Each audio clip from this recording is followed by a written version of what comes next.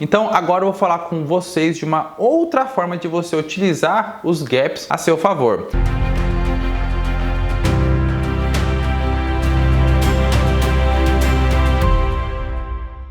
E uma forma, né, e a mais conhecida é o gap quando você opera na compra. Vamos trabalhar aqui num exemplo, tá, gente?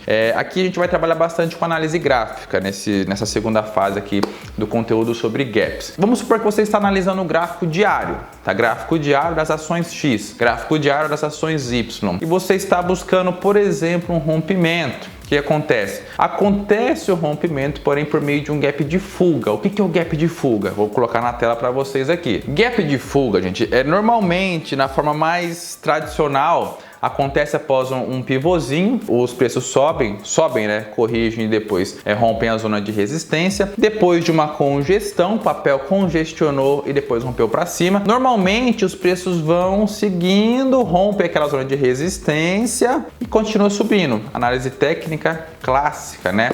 Simples, fácil. Porém, em alguns momentos ele fica negociando aqui numa lateralização, de repente rompe de um dia para o outro já com gap. Quando o preço fecha, por exemplo, vamos utilizar o mesmo exemplo, R$10, depois de ficar congestionado por dias ali a 10, 9, 10, 8, 10, 9, de repente ele abre a R$11, aquilo ali, de acordo com a análise gráfica, ele é um gap de fuga. A partir daquele momento, por mais que esteja esticado, no finalzinho daquele pregão, se ele não voltar e fechar abaixo da zona de resistência anterior, você poderia entrar comprado, porque ele é um indicativo de que muitos compradores, muitas pessoas com a vontade de compra daquelas ações entraram no mesmo momento, por N motivos, fundamentalista, notícia, market time, alguma situação, desculpa, alguma situação daquele momento que fez que o interesse por aquelas ações aumentasse. Legal, não interessa. O que importa é que, de acordo com a análise gráfica, teve um rompimento e aquele ali é um gap de fuga. A partir dali, outros investidores vão seguir aquele movimento.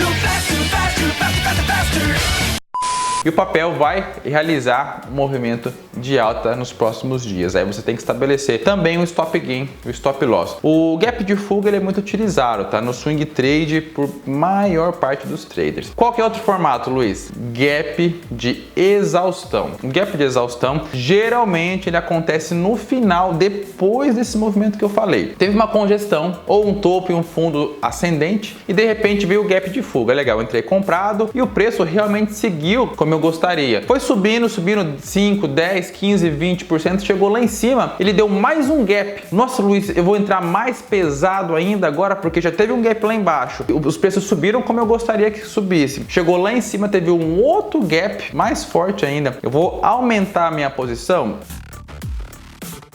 Gente, é arriscado. De acordo com os métodos de análise gráfica, esse segundo gap, ou esse gap depois de um movimento muito forte de alta, ele pode ser um gap de exaustão, onde várias instituições, traders, bancos, fundos estariam finalizando a sua posição. O que isso quer dizer? Em seguida ele cai, tá? Então existe essa possibilidade, acontece com frequência e detalhe, é um setup que funciona muito bem. Alguns traders, após o gap de exaustão, entram até vendidos no BTC, né? Aquela estratégia de venda descoberta em ações que você leva por mais dias. Então é perigoso você ficar comprado após esse momento. Outro exemplo, né? Não precisa ser nem após o gap de fuga lá de baixo, depois de uma alta. Setup normal, o papel fez um topo e um fundo ascendente, você entrou comprado, fez aquela congestão que eu sempre falo, que os preços ficam laterais, de repente ele resolveu subir, sem gap, resolveu subir, simplesmente rompeu a zona de resistência e subiu. Lá em cima, após 5, não existe uma regra, tá? Após 5, 10, 15, 20% de alta,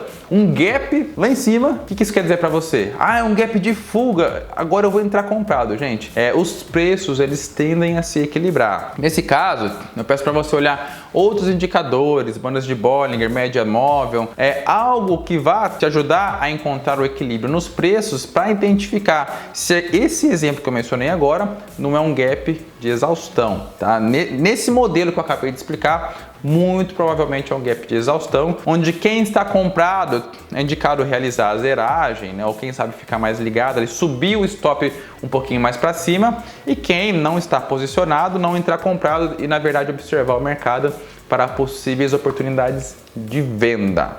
Ah, agora eu entendi!